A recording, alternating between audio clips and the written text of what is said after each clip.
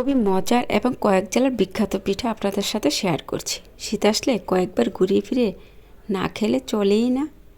যাই হোক, এই পিঠাটা আমরা মেরা পিঠা বলে থাকি। কেউ সাদাটা বানাবে, কেউ গুড় দিয়েও বানাবে। এই পিঠাটার জন্য প্রথমে লাগবে চালের গুঁড়া, তারপর চুলায় ভেজে নিতে হবে একদম ঝুরা ঝুরা করে। পোড়া পোড়া করতে হবে না, ঝরঝরা হলেই হবে।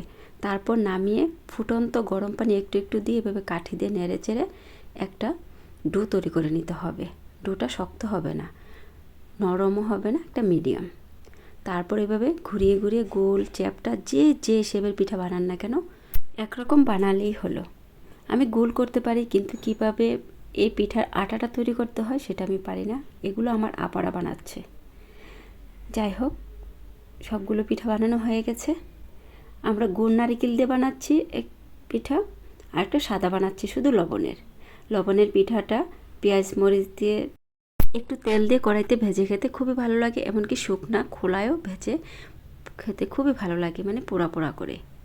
আর মিষ্টি পিঠাটা খেতে এমনিতেই খুব মজার গরম গরম। এই পিঠা ভাপানোর জন্য ছিদ্রযুক্ত পাতিল লাগে, আমার কাছে নেই, তাই ফলের যে প্লাস্টিকের জালিগুলো থাকে এগুলো মুখে দিয়ে নিয়েছি, আর নিচে একটা পাতিলে পানি দিয়েছি। তারপরে দেখতে পাচ্ছেন কিভাবে উবুর করে দিয়ে দিয়েছি।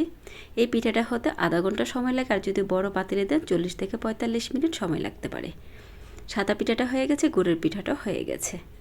এখন দেখেন তুলে নিচ্ছি।